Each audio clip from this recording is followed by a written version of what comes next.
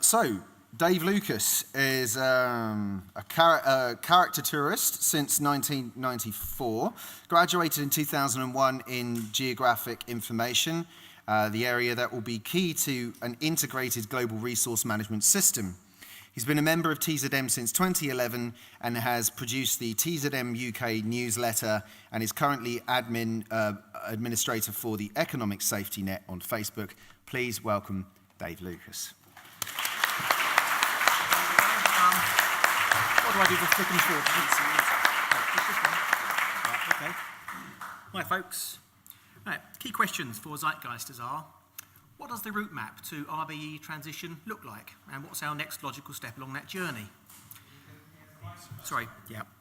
I'll be looking at the bigger route map that has already been unfolding throughout human history and the trigger mechanisms that brought about each previous paradigm shift. Then we might get a clearer model of the dynamics already afoot, taking us to the next paradigm shift, and the processes through which we can naturally outgrow our obsolescent institutions, just as our ancestors did theirs. But firstly, what might be the logical long-term route map for the future of humanity? Does the natural law, resource-based economy represent a final utopian endgame for human endeavour, or is it merely an intermediate step on a much bigger journey? String theory co-founder Dr. Michio Kaku often refers to the Kardashev scale as a clarifying benchmark to put humanity's future stages in some perspective. In their search for extraterrestrial intelligence, astrophysicists use the Kardashev scale to classify possible civilizations that might have had a head start over us, measuring hundreds, thousands, or millions of years. The scale uses three theoretical categories according to levels of energy and information capacity achieved. Type 1 is a planetary civilization, one that has harnessed the entire energy content of its home planet and attained levels of engineering capability allowing control over all its natural forces, including the climate, weather, and global seismic activity. In popular sci-fi, the world of Buck Rogers. Type 2 is a stellar civilization, one that has harnessed the entire power of its mother star, has the capacity to re-engineer its entire solar system and to meet its needs, and has access to neighbouring star systems. Think the world of Star Trek. Type 3 is a galactic civilization, one that's harnessed the power of its entire galaxy and learned to manipulate the fabric of space-time as a logistical system, the world of Star Wars. On this scale, Jacques Fresco's resource-based economy is a Type 1 civilization as it could appear if constructed with today's technology, illustrating that this is not a utopian vision, but one of many logical milestones in a process that would take us out into the stars, keeping us busy and perpetually on the move for perhaps millions of years. Stephen Hawking advises us it would be foolish to keep all humanity's eggs in one planetary basket by stopping at a Type 1. Our planet's vulnerability to extinction-level impacts is well understood, and eventually our own sun will no longer be able to sustain life. Today's divided world, still relying on dead plants and for energy, is a Type 0.7 civilization. Michio Kaku estimates that we will reach Type 1 status in between 100 and 200 years from now, if we can get through our adolescent growing pains quickly enough to avoid destruction at the hands of our own inertia, short-sightedness, and folly.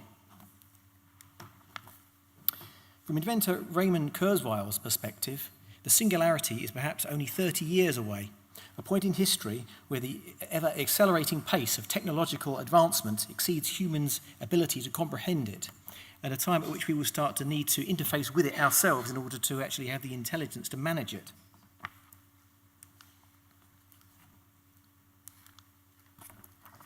So, the goal of our generation is to get safely past the four horsemen ushering out the old paradigm, through the Type 0.8 and 0.9 stages, and arrive at a Type 1 civilization in one piece.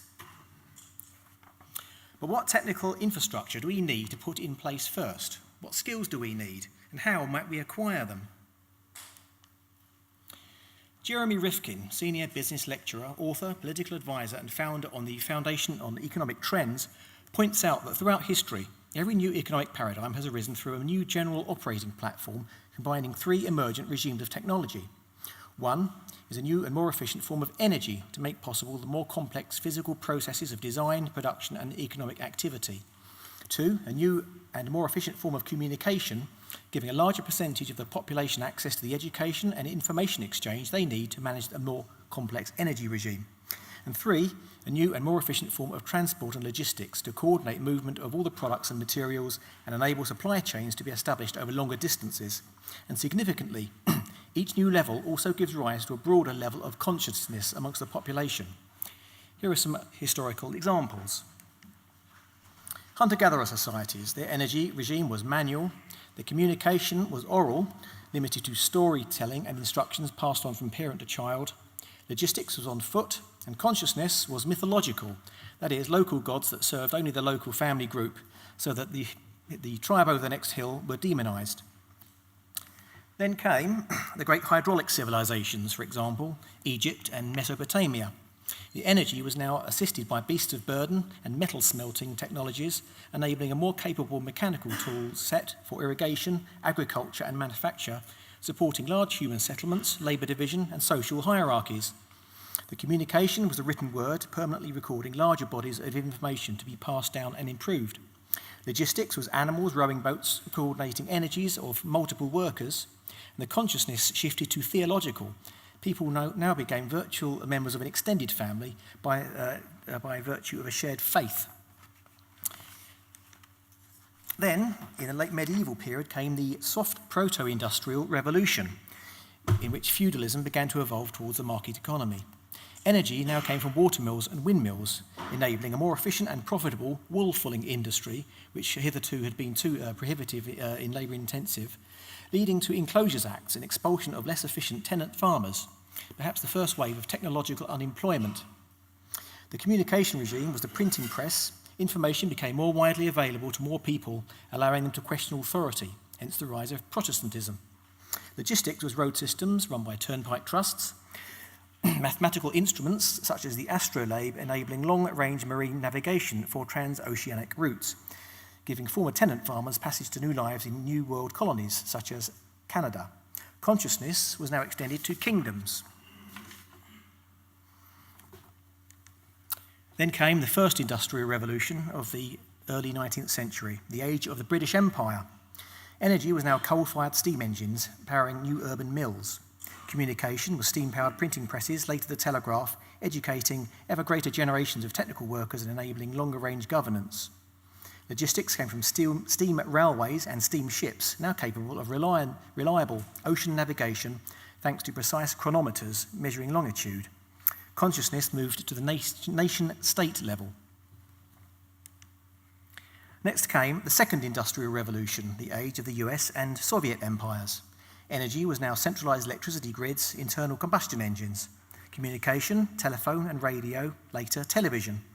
Logistics was oil-powered vehicles enabling globalized supply chains, and consciousness moved to regional alliances, NATO, EU, and the Warsaw Pact. Unlike the modest personal, often family-owned businesses that dominated prior, the first and second industrial epochs required huge centralized hierarchical corporate structures funded by many shareholders to efficiently fund, plan, build out and manage the vast infrastructures necessary for the key energy, communications and logistics industries to operate, with other industries harmonizing with their business models for them to gain efficiency gain. The result was the powerful, impersonal corporate entities we see today with their problematic levels of influence over governments.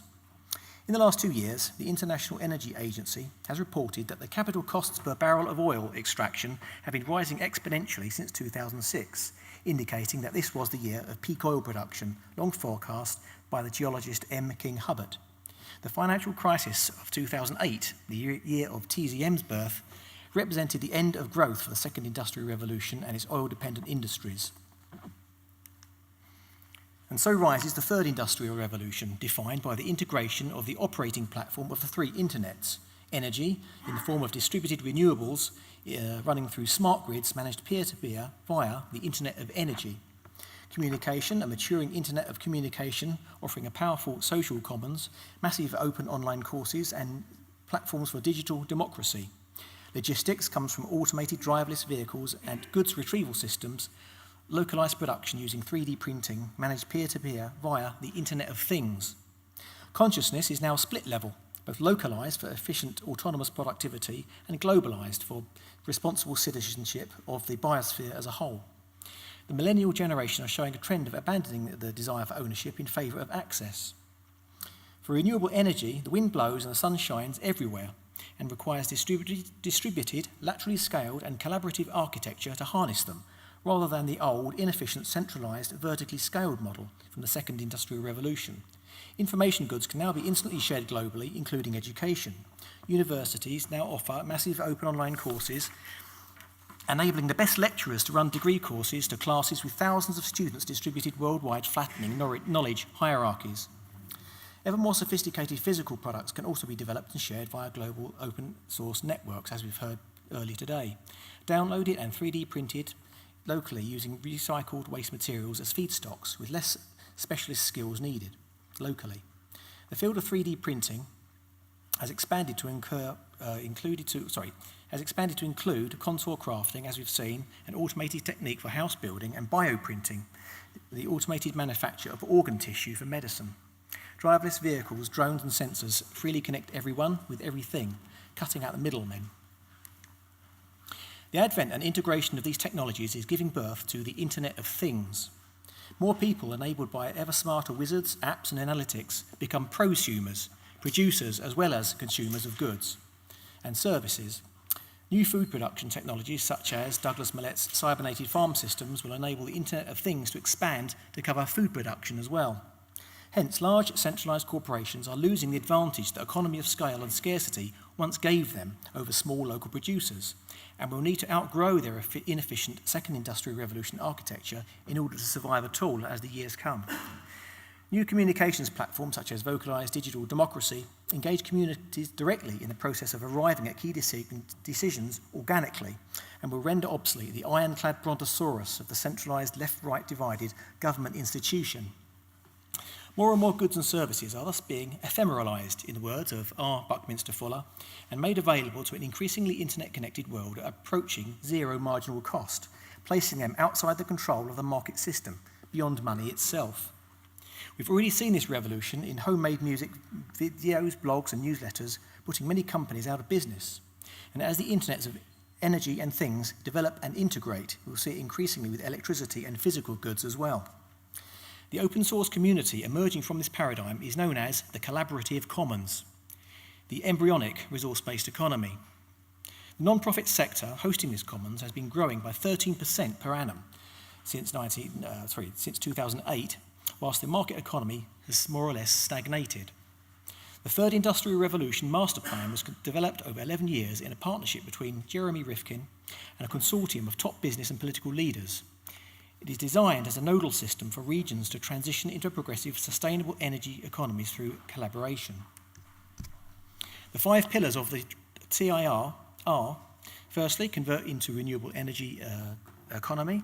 Secondly, convert buildings into solar and wind microgenerators, resulting in a distributed, democratized, peer-to-peer energy grid. 3, install a hydrogen battery system for storing surplus energy for later use.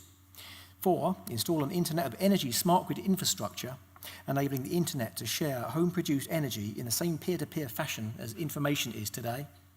And 5, install a network of recharge points for electric vehicles to replace fossil fuel-powered logistics. The initiative has been formally endorsed by the EU, the UN, and TIR master plans have been developed for Germany, Denmark, Utrecht in the Netherlands, Nord-Pas-de-Calais in France, Italy and Monaco. Angela Merkel, a physicist by training, is leading the World Showcase TIR Master Plan. Germany now has over 1 million buildings retrofitted as wind, solar microgenerators, generating 28% of the country's total electricity supply and employing tens of thousands of technicians in local energy cooperatives. Energy companies are beginning to accept a new role as facilitators of the infrastructure, earning fees from maximising energy efficiency on behalf of energy prosumers they serve, rather than being providers of energy. More recently, China made a commitment to becoming a world leader in the Third Industrial Revolution, setting aside $82 billion for the development of a smart grid system for the country. If they are to avoid being hopelessly left behind, moribund and technologically unemployed amid their crumbling Second Industrial Revolution infrastructures, the rest of the world must soon come on board with the Third Industrial Revolution and benefit from the wealth of experience already being gained in mainland Europe. And when they do, this will usher in the most ambitious and globally coordinated feat of civil engineering and the last wave of mass employment in human history, lasting 30 to 40 years as we train technicians, gear up the industry, and build up the new infrastructure, expanding the Internet of Things until it connects every human on Earth with everything they need. The Schumacher Institute is the UK's most active organisation in pursuing a TIR agenda, and a natural choice for developing the massive open online courses to train the new TIR workforce with all the technical skills that it will need.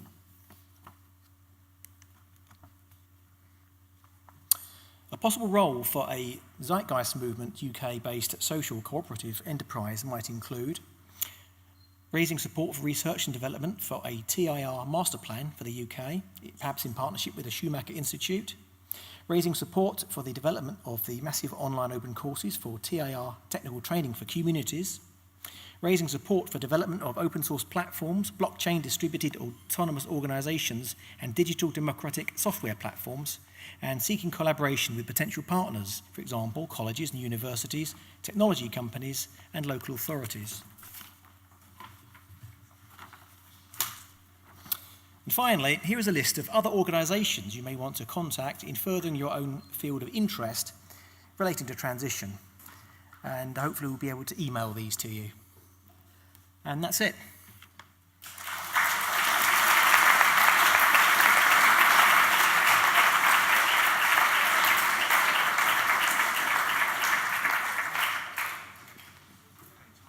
Are we doing a Q&A? We will. If Dave can just take a few questions relevant to his talk, and whilst he's doing that, we're going to set up some chairs here for the Q&A. Could we get the speakers, any prior speakers who are still here, Martin, to just come up on stage and share the Q&A with us, if you would? Yeah, sure, yeah, about a couple of minutes away. So I'll hand over the mic to Dave whilst we're busy getting that together. There you go. Okay, thank you. Sarah, are you still on the mic? Any questions? There's no questions. No questions? No? One though.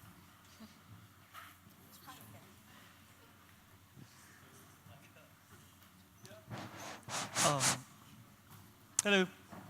My question again would be, you're referring to the third industrial revolution. I was wondering if, because to me it sounds that all the technology we built so far in the past 15, 20 years are not so much a revolution, but so like the edge of everything that was previously discovered in the 60s, transition and computing power and so on.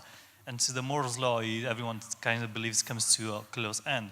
I was just wondering if there are skeptics, or if what you think defines this as a revolution and not as an ending of the previous technologies, Sorry, I'm not quite with you. Yeah, so I'm a bit of skeptic of calling what you define so far as a revolution, as the third technological revolution. Whether you refer to it as what comes next or what we already achieved? Well, what I've described is a combination of a third industrial revolution, which is basically the staged transition over to a democratized transition to renewable energy production, which is, of course, is in the hands of prosumers, individuals generating their own electricity and sharing it across a grid, as opposed to the old model of a centralized hierarchical company generating the electricity centrally and farming out to everybody else. So that brings about a fundamental change. People then become prosumers of their own energy. That then builds the infrastructure. So now, rather than the internet of communication, which we have now a much more comprehensive and stronger internet, which is basically a platform for sharing not only information goods, but energy goods as well. That increasingly includes 3D printing shared technologies like Thingiverse, if you're familiar with Thingiverse and the Maker, 3D printer maker community. These things are building into a general operating platform which gives people the democratized power to actually produce more and more stuff, bypassing the monetary system. So the market system will still be there. It will just shrink in its influence. So increasingly it will shrink into a niche market. So eventually what we'll see is more and more people able to have their needs met bypassing the monetary system, because you've got the Internet of Things, which then gives you your energy, your food potentially, any 3D printed goods that you can think of, while more specialised and maybe high-tech goods and services, which still do require monetary exchange, will actually shrink to a point where they're actually affecting the less and less people directly. Does that answer the question? Yeah?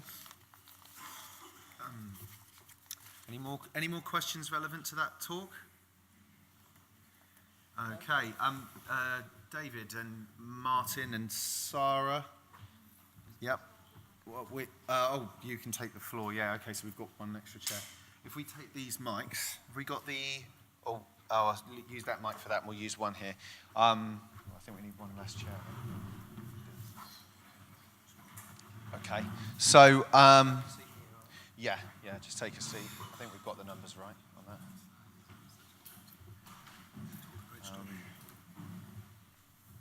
Have a seat, chaps. Okay, so we're going to take a Q&A until... we're going to take a Q&A till probably about somewhere like 10 past, quarter past, and then break up to sort of have a discussion with each of the speakers that you feel might be relevant towards what you're interested in, and just talk amongst yourselves and see, what you come up with, basically. So, anyone have a first question for us? Or we've already had some questions submitted online before the event. So I think there's only 2 of them, right? That's the only question. That's one question. Okay, that's a good one. Do you advise TZM followers to go vegan? If not, why? Okay, so I'll start us off on this one. Well, it depends if you care about environmental sustainability and want to sort of champion some of the values based around that, I would sort of say is the argument back, because there's no argument that the animal agriculture industry is the most harmful industry we engage in towards everything from global warming to environmental destruction. It's very often not touted as that. Many people say, it's planes and things. Actually, no, I can't remember the stats on this necessarily off the top of my head, but it's anywhere between, I'll butcher it, so I'm not going to bother. But it's probably wise. Basically, it's massive, the effect. And for me personally, I don't really do the moral argument. Not because I necessarily think it's valid or invalid. I certainly think the way we treat animals on this planet at the moment is despicable. But I think the same thing about each other. I think the way we treat each other is not that great. However, if you don't need meat or animal products to have a sustainable diet, and it's the most harmful thing that you engage in as a species, if you want to call yourself an environmental activist but eat, bacon for breakfast, burgers for lunch, and chicken for dinner, you are kind of full of shit.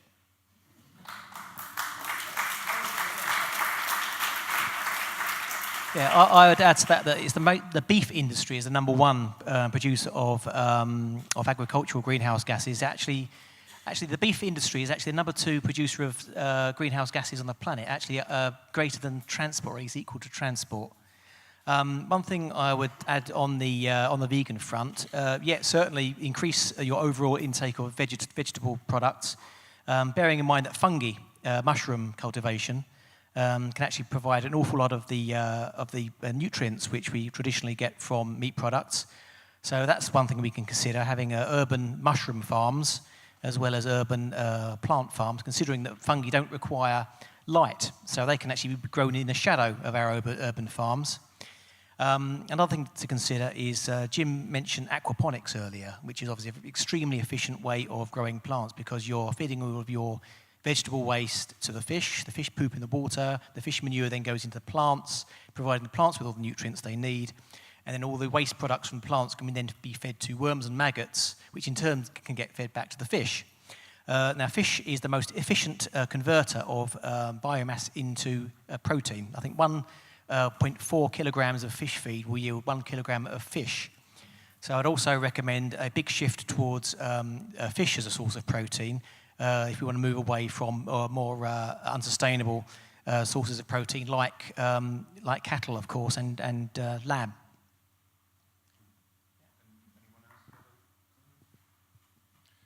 I think we'll look back at this age in history with shock and horror at the violence that we've been perpetrating to animals, and sort of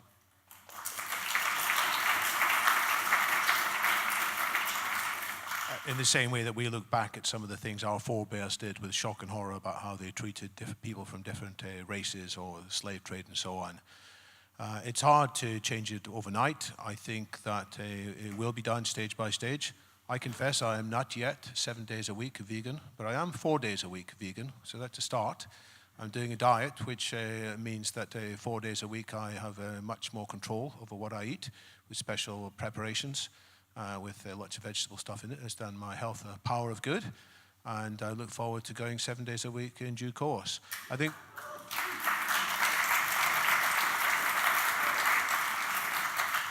what will help people do this is when we get better and better at creating things that taste a bit like meat, but in a much different way. So it won't be meat from animals, it'll be meat from the labs. We're not quite there yet. I think the next 10 years is one huge, big growth in change in technology. And then we'll all look back with shame at what we've been doing. It's true that most of the animals are slaughtered in a, quote, humane way. But if only 1% of 1% of 1% are not slaughtered humanely, it's absolutely terrible. And there is evidence that that's the case. So there's a big change ahead. And part of it will be done by people standing up and exerting a moral viewpoint, which I think is very important. And part of it will be enabled by gradual development of alternative foodstuffs.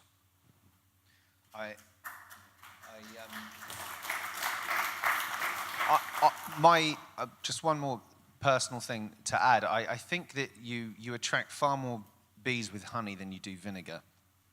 So I think going in on the moral argument of, for instance, David just said he's going, 4 days, he's making an effort, he's not fully militant vegan, yeah? And they'll use that term advisedly because there are those out there who would say, you're disgraceful for doing 4 days. What about the other 3? Or something. I don't know. There's a good joke. How do you know you're talking to a vegan at a party? Don't worry, they'll tell you. So I think why not go for the positive angle and say, actually, sorry to digress, but I did a Facebook post. I specifically said no vegans are allowed on this post. I'm asking a question of what you think would be the main reasons for someone going vegan. I wanted to prove the point that the general zeitgeist out there thinks the only reason you'd go vegan is because of the moral argument. There's your problem. They don't even know it's environmentally destructive. They don't even know how healthy and beneficial it is for you. Imagine if people actually thought, well, the best way of losing weight and being healthy is to have a plant-based diet most of the time.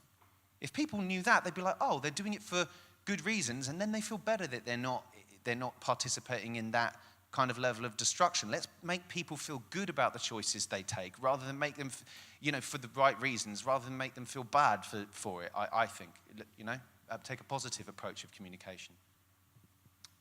Right. Sorry, Hi. I'll wait for Sarah to. Oh, you got the mic. Hello. Press. Hi. It was just a question, mainly for the guy from the Futurists. You were mentioning about this sort of advance in AI. Do you think that as the machines become more intelligent than humans, that they'll actually start deciding what to do for themselves? Well, that depends how much freedom and autonomy we want to give them. And I think that's a very difficult question, because if we don't give them all the relevant knowledge, they may take decisions without appreciating some of the stuff that we regard as common sense, but we haven't managed to program into them. So I think for the time being, we should use them as tools rather than turning them into another intelligent species in their own right. So we'll feed them information, they'll give us lots of suggestions, and then we must take the decisions rather than them taking the decisions for us. Some people may want to cut corners and say it's going to be faster if the computers make the decisions without humans, but I think we must say, no, let's make sure we are still part of that loop. And if we can do that, then computers will serve us and be our enablers and be positive, rather than the risks of them doing what we asked them to do, but not what we intended to ask them to do. Do you think they'll let us make that choice? Well, it depends indeed how we program them, and so we have to be careful to ensure that we still understand what they're doing. There is some experimental programming in which we don't exactly know what the outcome will be. The internal evolution, it's a so-called black box systems, in which they reach their own conclusions. If we had too much of that, then we're at risk of them reaching views which are different from how we intended it. This is a big subject, by the way. There's a big book that was produced last year called Superintelligence by a professor at Oxford called Nick Bostrom, and he talks at some length about the control problem, which is how do we keep control, and the specification problem, which is what goals should we set up for these things in the first place. We're not having enough discussion about this, and some of the discussion that does take place is a bit sensationalized. It's like the other discussions that the Zeitgeist Movement is trying to accelerate. It needs to be done in a careful, balanced way, taking lots of viewpoints into consideration. I think provided we do have that discussion, then we'll be able to guide the computers in a way that we remain in control and they help us to progress to humanity plus instead of into an Armageddon.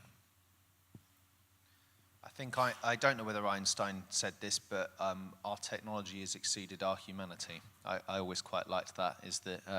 I think Jacques Fresco said technology that doesn't enhance human well-being is just a useless bunch of junk with lights. Something like that. I quite like that too, notionally at least. Sorry, does anyone have any comments on? Yeah, I'd recommend looking at some material by Raymond Kurzweil. Ray Kurzweil is one of the leading technologists. I'm sure David Wood is well familiar with his work. He argues that in about 30 years' time, as I said briefly in my talk, Ray Kurzweil foresees this time he calls a singularity, which is a time when the acceleration of the enhancement of computing and the technology becomes so staggering that the human mind will no longer be able to keep up with it. And he does a whole load of discussion with regards to how we might augment our own minds. I think David mentioned that in his talk as well, how we can actually interface our own intelligence with computer intelligence so that we still ultimately hold sway, but the added intelligence is giving us the ability to understand and still maintain mastery over the machines that we create. If you look up The Singularity is Near, I think that's the book in which he lays down these ideas.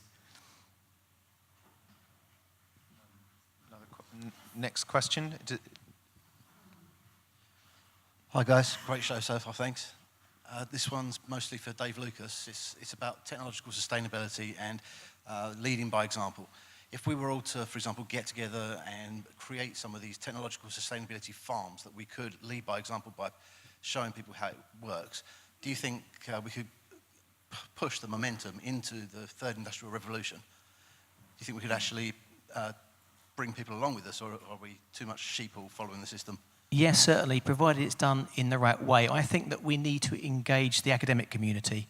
The way I would see, an idea that I've kind of put forward before is the idea that we can actually build a social enterprise that can actually crowdfund some kind of university exercise. If we approached a university and said, well, here's some funding we've raised, we want you to do some postgraduate research with this funding in this particular field, engaging local communities as volunteers in the program and building collaboration with local people so that the postgrad researchers become the team leaders.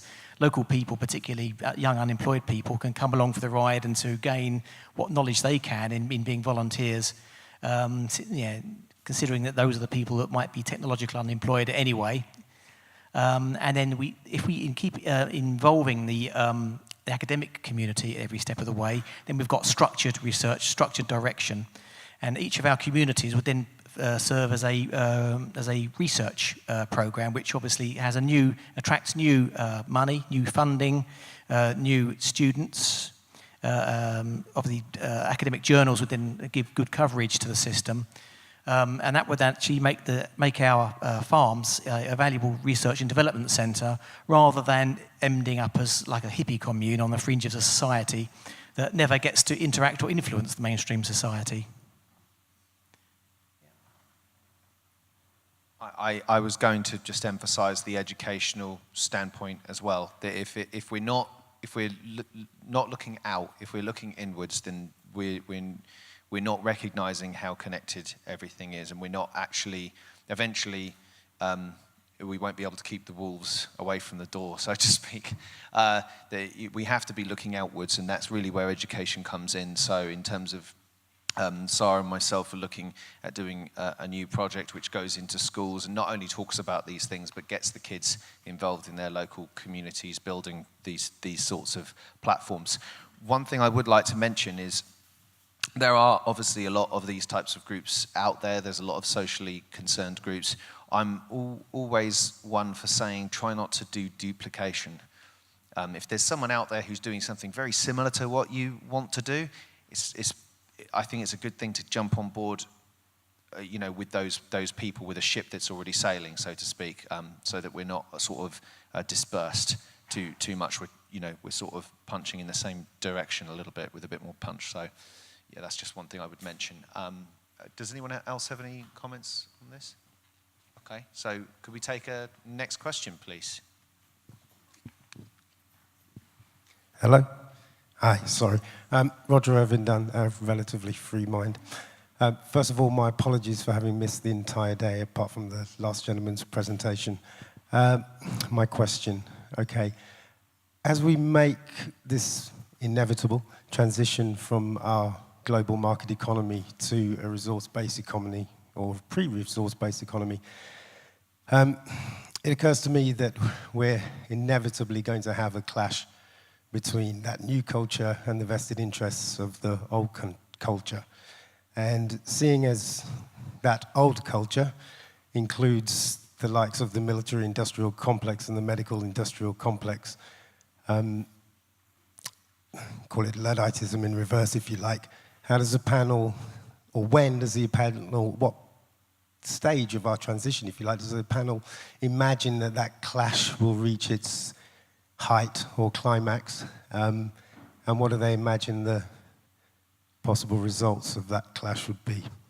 Well, I think I'd start off by saying we definitely want to avoid that at all costs. That's essentially why the movement's here, is because we see these challenges, which lie ahead. We know that they'll be resisted, but that's why the value shift that we talk about is so important, because if we can shift enough of those values within some of those forces inside the establishment that maybe understand how things are, and we can change some of their values and the values. Remember, it's us who support that establishment. With our shared collective values, we sling mud at the politicians all day, but we don't seem to see the reflection in our own behaviour.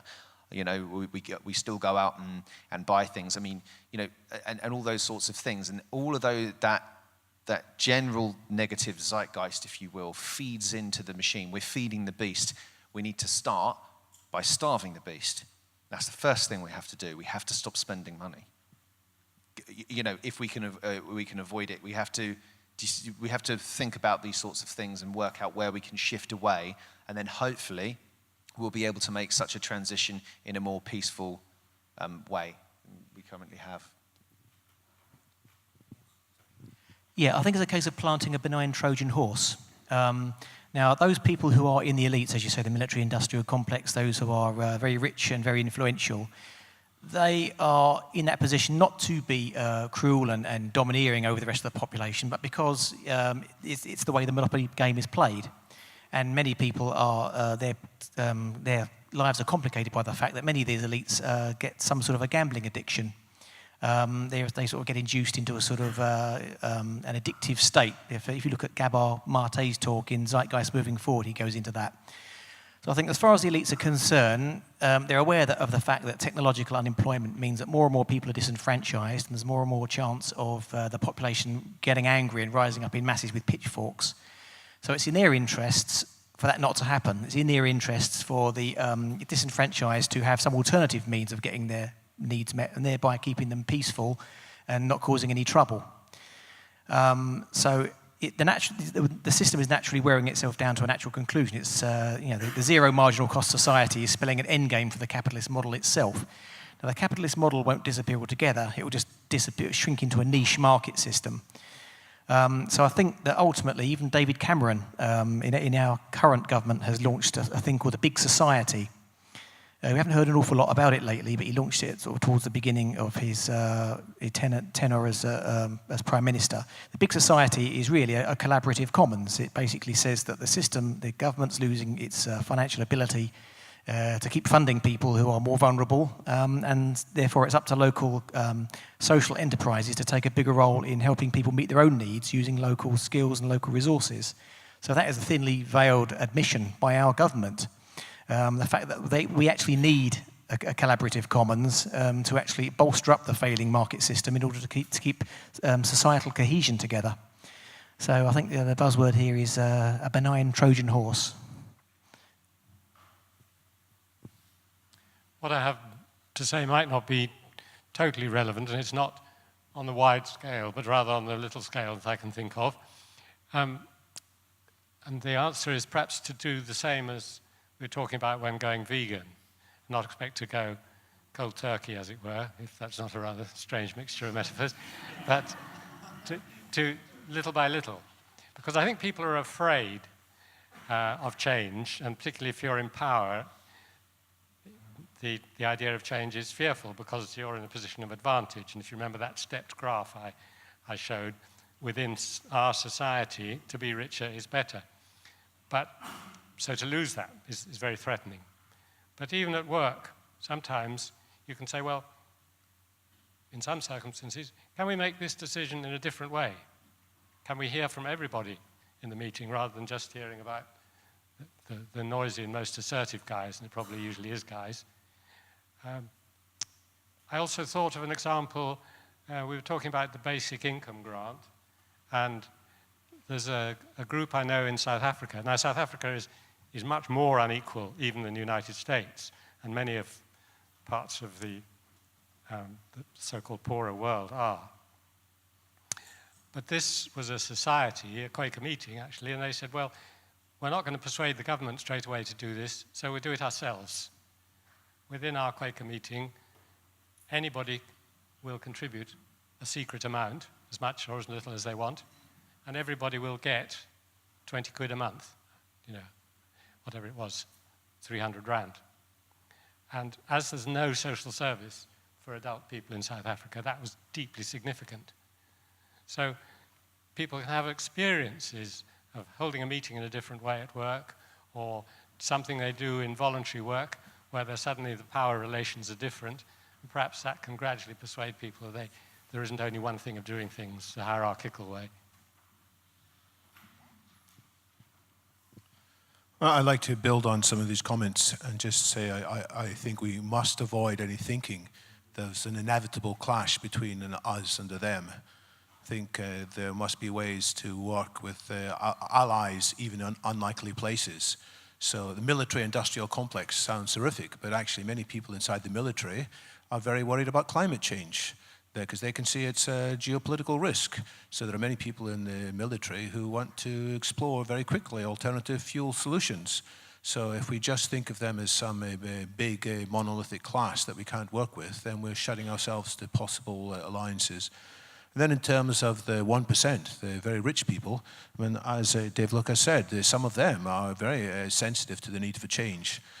Dave talked about the person who spoke about if we're not careful, we're going to have the people rising up with pitchforks against us. This was written by Nick Hanauer, who's very wealthy because he was lucky enough to be one of the early investors in Amazon when it wasn't well known, Amazon.co. He's an extremely wealthy man with some other investments, but he has gone on public record several times saying, you know, this is not a sustainable way to live. We must find a better way to distribute resources more equitably throughout the world, especially to the middle class, and so we can have a different kind of society growing. So let's not think in terms of inevitable clashes. Let's look for smart alliances.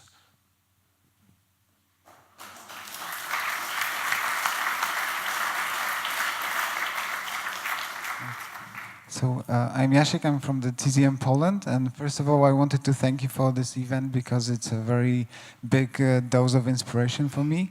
And I have two questions, predominantly one for Mr. Wood and one for Mr. Wilkinson, but I would like all of your opinions be heard. The first question is, you were talking about this change that will inevitably go through probably the unconditional basic income to something like an RBE. Do you actually see any alternative that would that is possible, because when I think about it, I see only total outwar and utter destruction. I can't see anything that is sustainable or that can last for longer than a couple of more decades maybe, other than the alternative that we are talking about here.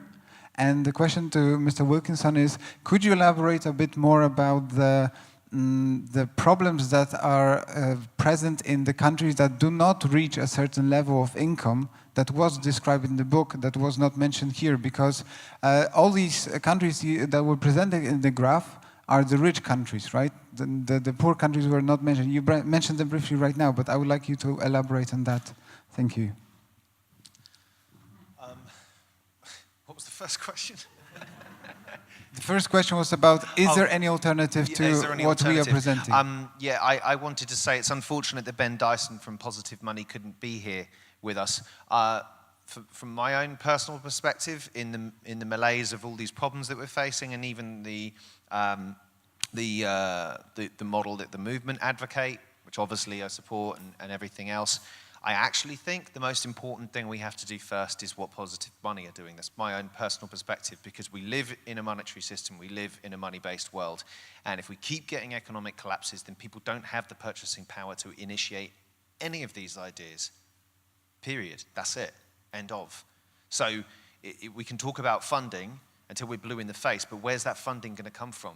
Because the monetary system is completely decoupled from the life ground.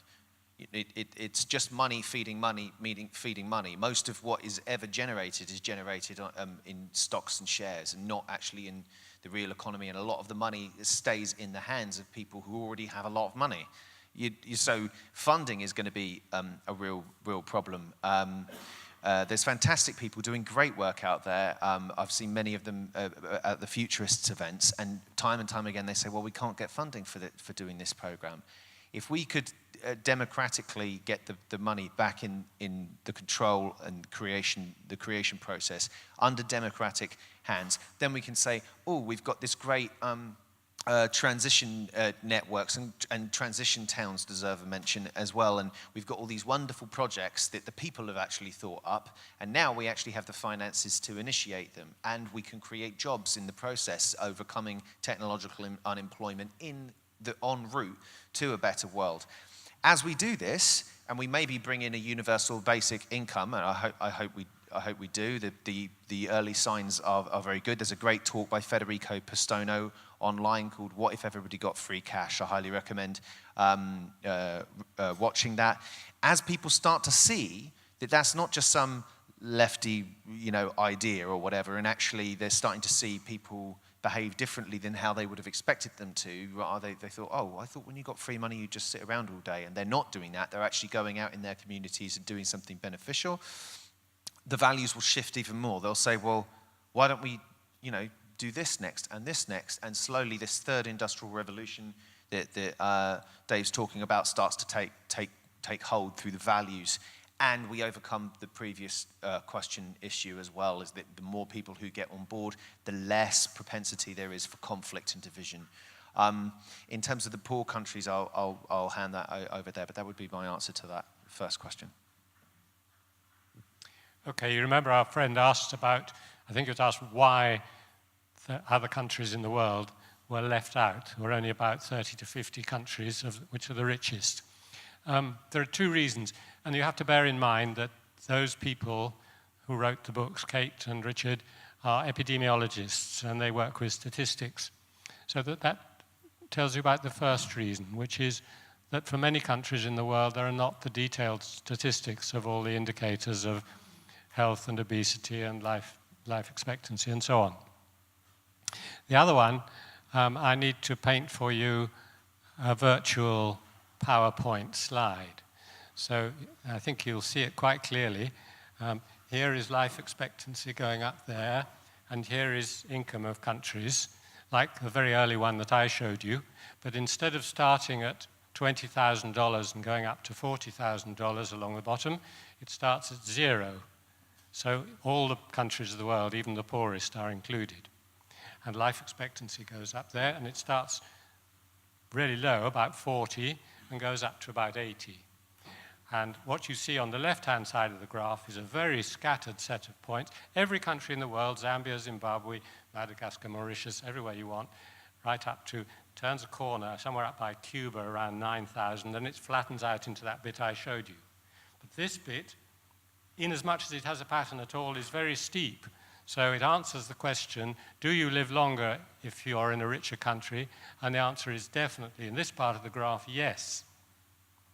And that effect, the direct effect of poverty and absolute need, absolute poverty, not having enough to eat, not having good enough shelter, not having a good medical service, is very important and gives the answer yes. It's only once you've got to a certain level of income that it kind of flattens out and the effect of inequality becomes important. Now, I think the effect of inequality is still there, though masked by the absolute, because I think the effect of inequality is based on absolutely basic human tendencies, as I tried to describe. One illustration for me is South Africa. It's a country I've visited and worked in a little bit, mostly with kind of humanitarian and human rights organizations, one of which was concerned with domestic violence. The levels of domestic violence in South Africa are shocking against women, largely, and against children. And all sorts of really horrible things, like sexual abuse of babies and goodness knows, things we hadn't heard of until recently. And I say, why does this happen? Now, I think it happens, this is only my interpretation, because of society in South Africa was a society of organized disrespect. And I think that goes right into people. And in the case of Cain and Abel, looking to that well-known example, you notice that Cain, he didn't try and kill God, so it was God who disrespected him, but it was his brother who he killed, who was probably the youngest and weakest person on earth at the time. And so when people are disrespected, they don't fight back necessarily, pitchforks or not, against the people who've disrespected them. They hit somebody weaker. And I think those tendencies are happening all over the world. It's just that they're masked by the absolute poverty, and they don't appear on the graphs because there isn't the material by and large.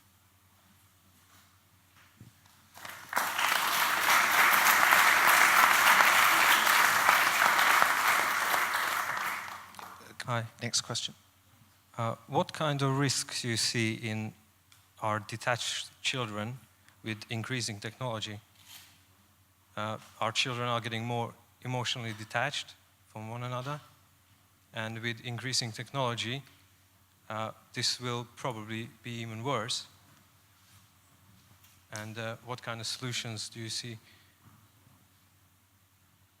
Yeah, it is quite a struggle to get my 12-year-old daughter apart from her phone, to look up long enough to pay attention to the human beings around her.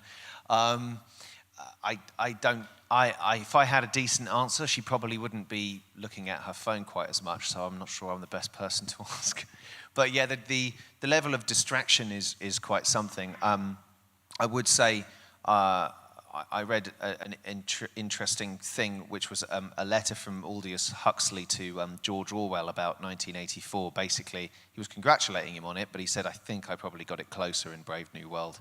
Because he said that the thing that everybody seems to underestimate is our propensity for distraction.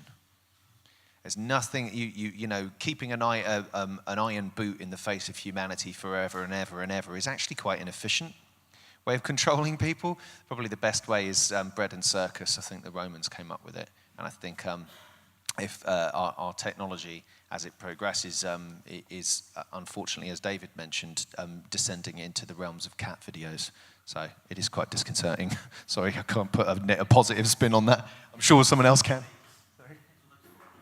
Football leagues. So, sorry, I'm sure David can never go there. Every generation is worried about their children. Every generation says, oh my God, these children are more difficult to look after, and they're more obsessed by whatever the latest fad is. And my son was obsessed with video games for a long time when he was young, but he's grown up as a rounded individual. I think in part it's because the people he played video games with were people who he wanted to meet in real life as well. So I'm not too worried about that effect. I am more worried, however, as James said, that some governments or some ruling classes may want to distract us from the real issues of the day by putting on more and more engrossing soap operas and other things which will take our attention away. And some of the news is human interest stories, but is by no means the most important things that are going on in society. So we have to fight back against that by making sure that we take advantage of our technology ourselves to push the news stories that we think should be more in people's mind. And we have to do that in a very creative way too, so that people are drawn to look at the news stories which deserve to be more in people's minds rather than the personal interest stories which are, in a sense, a distraction from the fundamental issues. I don't have children. I was thinking of that program on Woman's Hour this last week about children being more and more anxious. I was really sad to meet a little boy in the last week, a rather tubby little boy. His mum says it doesn't matter because when he gets older than his present 4 years old, he'll start to run about and get thin. He says he wants a six-pack. And that seemed to me deeply pathetic, that he should be thinking about his appearance at that age. I think we've got a lot of responsibility to help kids have good experience.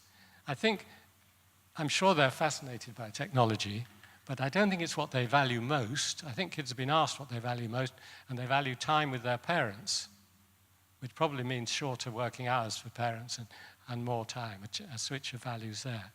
I also think that technology can be used to be very unpleasant to people, and there is a very bad strand, isn't there, in the internet, and people who comment and troll and so on, and a lot of internet bullying, I believe. But I know school teachers who have managed to kind of flip round what happens in their classes, so that if there's a child who comes into the class who has a difficulty or a disadvantage or a disability, then that, quote, natural thing might be for that kid to get looked down on or teased or bullied.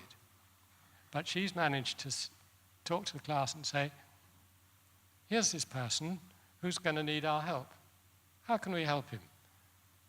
And the kids, at that stage, they're open to these suggestions, which are part of our natural human nature, if we encourage it and mold it and help it right. And so the class attitude flips around, not to one of bullying, but one of helping this person. So I think we've got a responsibility to give these opportunities. I think similarly, distrust has made that people roam about much less. Kids can't go out. When I was 13, I went and cycled around France with my 15-year-old brother. I don't think people would allow their kids to do that now, probably. There was nobody else, there were no adults there. That's a pity. That was a great freedom. And we need to set about making a society which is more trustful and enables our kids to play in the street and get about and have adventures and not be afraid.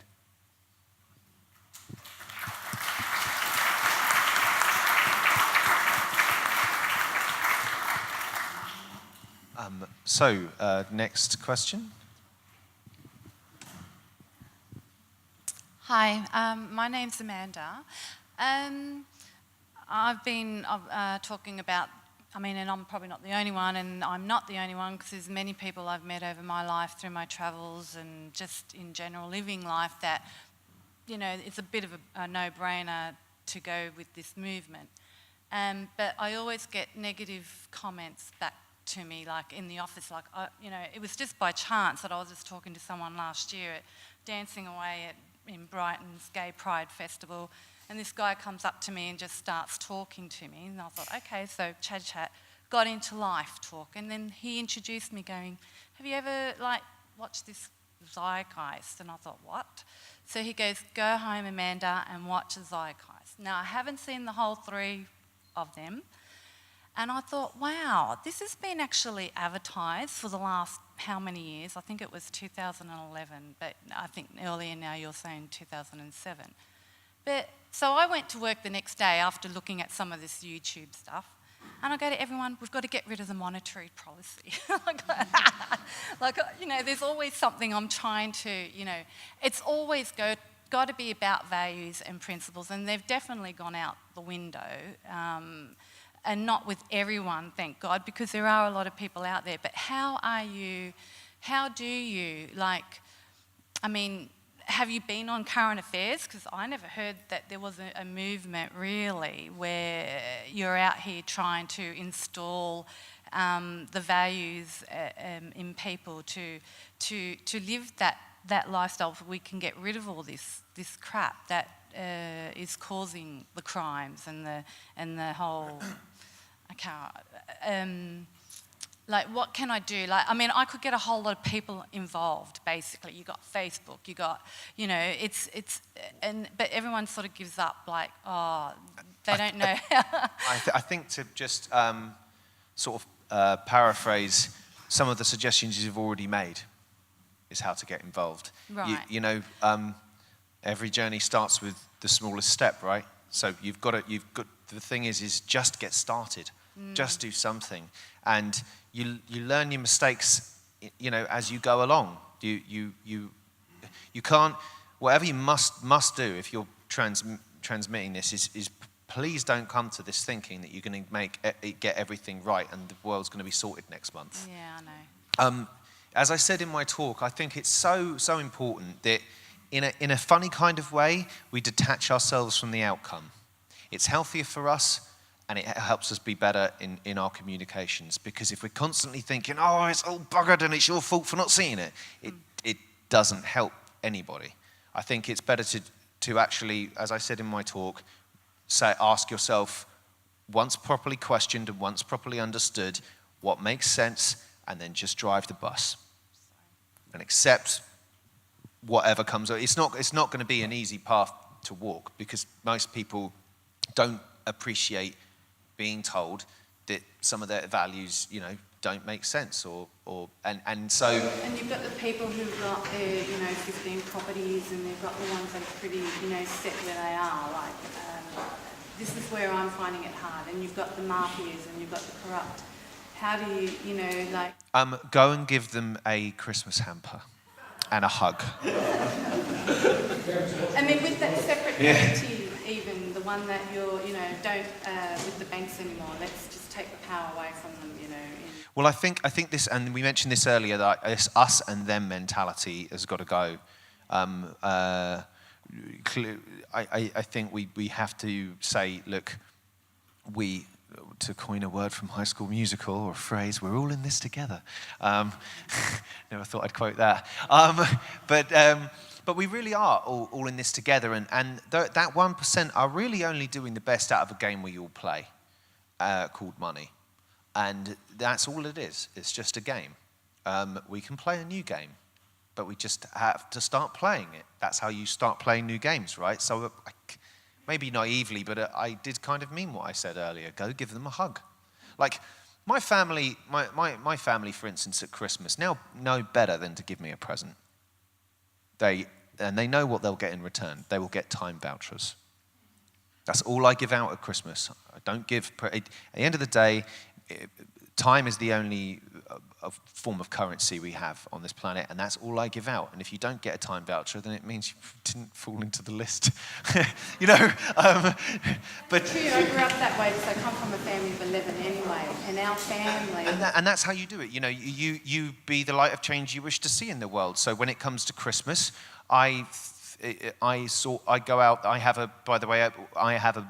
Myself and Sarah again have a campaign called The First Christmas on Facebook, done through the movement, but it's not technically a movement project, where you put a little golden C on your Facebook profile picture. If you share it, go on Facebook, you'll see it. And what that means is you're saying to your family and friends that if they were intending to buy you something for Christmas and they can't think of anything that you actually need, or that, you know, maybe is based around time or anything like that, please give the equivalent amount of money that they were going to spend to a charity of either their choice or your choice. Now, charity isn't the answer that the movement advocate. I mean, a charity is an admittance of system failure as far as I'm concerned. But nonetheless, if we're going to start this giving mentality, if we're going to start this gift economy, then where better to start it with a festival that purports to be about that, but is obviously nothing to do with it at the moment. We could shift that value. We can take that value and turn it into something positive. much as we were saying earlier with the bankers, we need to try to take the positives and drive them rather than at the negatives, I would say. So.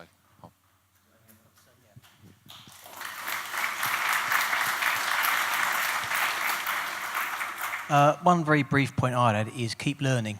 I mean, there's a host of videos, even all the TED Talks that are available that we share on the Zeitgeist Movement Facebook page. There are numerous lectures, as well as Peter Joseph's very informative documentaries. There's a whole host of different documentaries and lectures and journals out there that you could be exploring. Make a point of reading more books. I mean, I've been reading a lot more books since I joined the Zeitgeist Movement, so I've been trying to learn more about certain topics just to get a feel of what my fields of interest are that I can maybe contribute the most to in explaining ideas to other people, so I can help to inspire other people with thinking about topics I better understand. Of course, the more I learn, the more I realise that there still is to learn. How much of a student, a green student I still am at learning the whole process. But I think that's the best way to teach others. Never give up being a student yourself. Do you know, Dave, a little bit about the stalls, maybe? Yeah, we actually run an info store here on in the London chapter and in Liverpool as well. And sorry? Okay.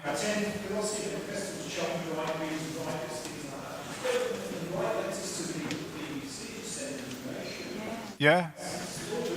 I think we should reach all avenues in any way we can, actually. I was just talking about the info stalls, and it's a good way of getting the message out there, and you actually learn quite a lot.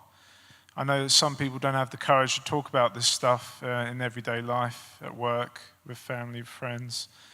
But when you're at an info stall, you've got someone who's willing to actually speak to you, who's willing to look at what you're giving them, and they're going to be asking you a question. It's a great platform to actually learn how to talk about these things, and it can be quite a laugh, actually. I know I do it every month, at least once a month, and yeah. So, should we? Sorry, I know I ran away. I was just thinking. Well, actually, we're not sure. I think it's next Saturday. So keep your eye on the meetup sites and on Facebook, on the London Facebook page. It'd probably be South Bank. We've had quite a good interest in South Bank, actually, because we've got all the arts centres there, and you've got people that are just generally more open-minded there. So would you like to, should we have the next question? If we... Sorry, I had a poignant slide on here that I wanted to use to address that. Could you switch to this one, please?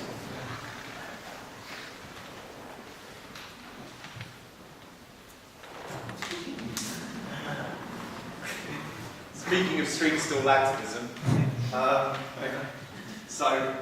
satire is always a good way of getting this message across. This is just something I knocked up last night, an idea I had over the last few days.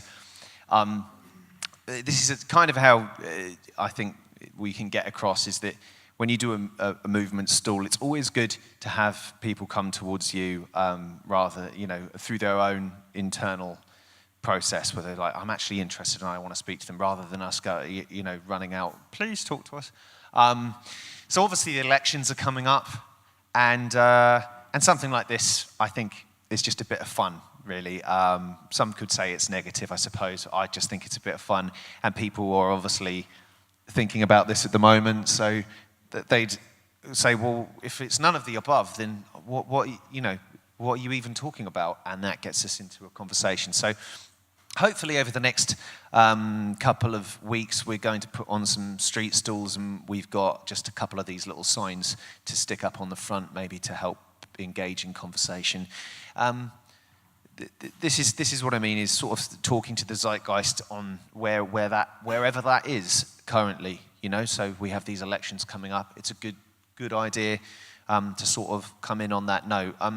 In more movement-related sort of stuff. As I said, we are looking to get more people involved. We have positions to fill. Please remember that we've got those sheets outside to sign. You know, and some positions on those sheets as suggestions for where you feel you might be able to get involved. Sign up on our meetup and come to one of our meetings to explore how to deliver this sort of train of thought and get involved with doing it. As I said, we have very few people who are really dedicated and in the machine, so to speak, of this. For instance, we want to do a north, south, east, west London street teams and make them really efficient and really work so that we're doing this on a efficient sort of level. Can you set up the list, please? Right, on yeah. the screen I'll right put now. that list up now as we break up just at the end, but I think we have run over a bit, and we can take maybe one last question. Yeah. Thank you. Well, firstly, thank you for today. It's been an amazing day, and I just have some observations and a quick question, hopefully. That particularly with regards to technological unemployment, it seems to be talked about in a fairly negative way generally, and with the impact of the loss of jobs, etc. Arthur C. Clarke said the goal of humanity is full unemployment, so that we can play.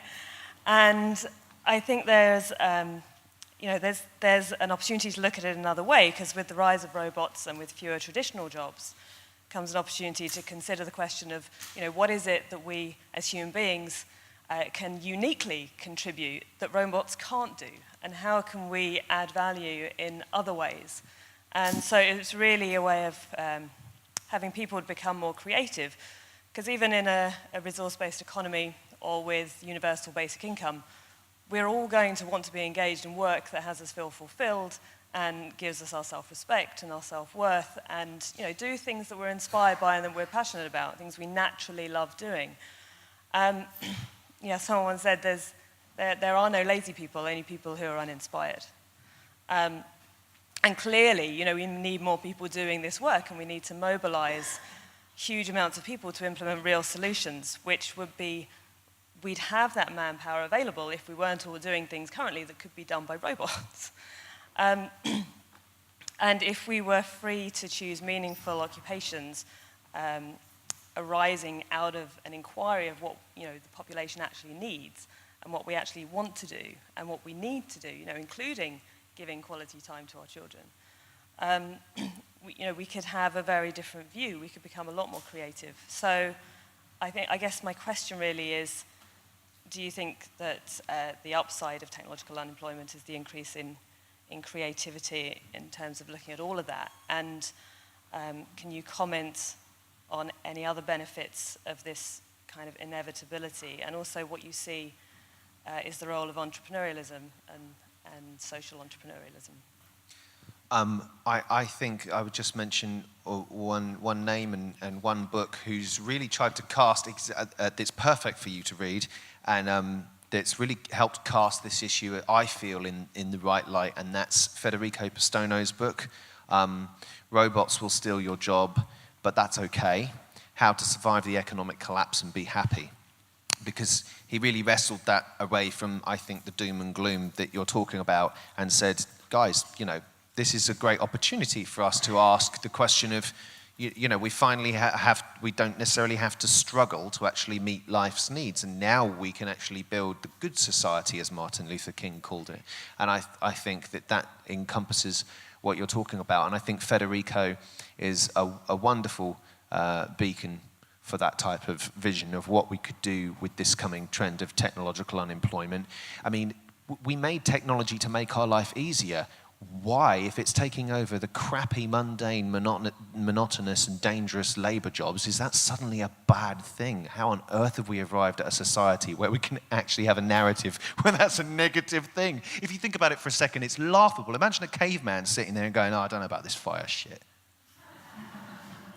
It doesn't make any sense. It's madness, That would be my perspective. In the long run, and maybe quite soon, maybe 10 or 20 years, it should be wonderful because we'll be able to concentrate on all the things we'd like to do. Personally, I'd love to travel more in some carbon-free way and see more of the world. I'd love to study more music. I'd love to experience all the music, and I'd love to read lots of science fiction. I'd love to study mathematics, which I never quite finished. So that's what I'd love to do in the longer run. But the issue is in the shorter term. In the shorter term, more people will be displaced from the workforce because guess what? The robots can do it more cheaply than we can do. And more people may therefore be pushed out of the normal part of society and be struggling for finance, and they may be regarded by the state as lazy and ineffective and be despised. So that is the short-term crisis. And we can solve the short-term crisis by educating people about kind of change in the zeitgeist, and by getting on quickly to some redistribution systems such as basic income. So in the short term, that's where the worry is, and it could be very worrying, which is why we've got to talk about it and raise people's consciousness about the full range of possibilities. In terms of entrepreneurship, that's a big question. You could have us all talking for half an hour at least.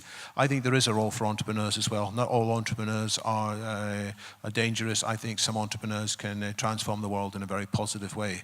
So despite what you might think about Google and Apple, I think the entrepreneurs behind them have actually done a power to make technology more widely accessible and more useful. But entrepreneurs have got their own risks, and we have to make sure that entrepreneurs don't get all their own way. There is this risk towards monopoly and all the market failures that James talked about in his talk. So we need to stop entrepreneurs just having everything their own way. We need to allow some of them to flourish in ways that we decide make sense for society. If we can do that, we can have the benefits of their energy and their enthusiasm, but in a way that really is for everybody's good rather than just the good of a small proportion of society.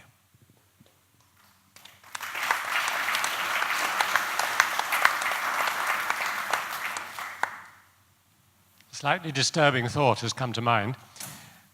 When I started work in the 60s, that's when I started being employed, people said exactly the same thing. They said, machinery is getting so much more efficient, productivity is so much greater, that in a few years' time, we won't have enough to do. We'll have so much leisure, we won't know what to do.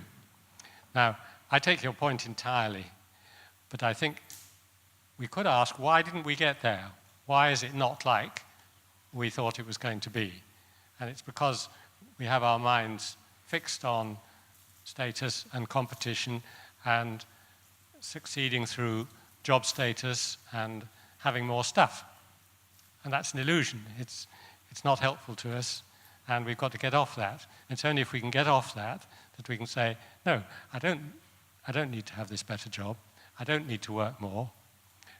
In the little book, A Convenient Truth, Richard and Kate show how if the productivity increase, which isn't happening in Britain but should be and is happening in most places, was distributed to everybody rather than only to the capital owners, which is what's happening at the moment, it could well be expressed in free time. So every couple of years we get say 4 or 5% more productivity. So that means we can work 4 or 5% less and have more time for doing all those things you have and gradually ease into this position, helped by technological change. But it'll have to be a conscious choice. It'll have to involve a change of values as well as a change of technology.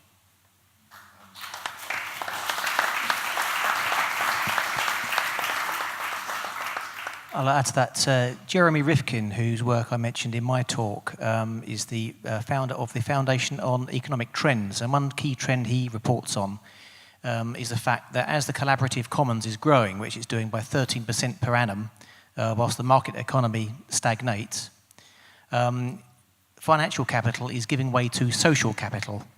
And we're getting more and more sophisticated systems online where people are building up social capital by means of ranking by their peers, peer ranking systems. We're seeing this on things like eBay when people get ranking scores if they are a very good trader, very good seller. Interviews he's conducted have shown that people have respond very positively, take this very seriously. Their rankings are actually becoming more psychologically important to people across the collaborative commons than financial capital, recognising that, of course, technological unemployment puts financial capital beyond more people's practical reach anyway. I think satire can help sum up this issue quite well. So Steve Hughes, who's a comedian, has a very funny sketch on this. He says, jobs can get fucked. Everything's already built. Which I always liked.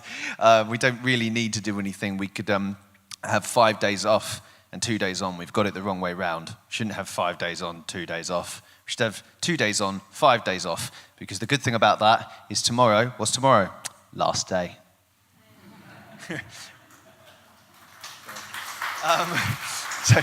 I think we could all work 2 days for this system, right? I could work 2 days. I could do anything for 2 days. It'd be fine. I'd get 5 days off to sit around and evolve, which is, I think, what we've got to try to do. So on that note, I think we'll call it a close. Half an hour later than where I said, but I just figured that Q&A was going so well. I didn't want to derail it. Thank you so much for coming today. It really does mean so much to us when we've gone to all this effort to put everything on. Well, I say we, mainly David, who's been brilliant.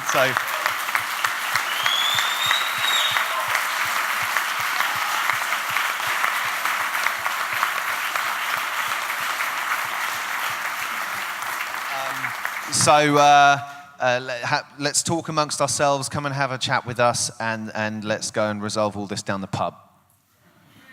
Cheers. I'd just like to say a few thank yous. There's been a lot of volunteers here. I want to thank all the speakers for giving fantastic talks. They're brilliant. Which will all be eventually up online. And I want to thank Michael for doing the graphics, doing a lot of hard work. I want to thank both of our cameramen, Ben and Stephen. And Pete for taking photos, and all the extra volunteers who's willing to do the ticket sales, ushers, and all the rest of it, and there's many other people I could mention, but yeah, thank you so much for this. It's the first time I've actually done something on this scale, and it's just been beautiful to see people put their time in, and it's been great. Thank you. Cheers.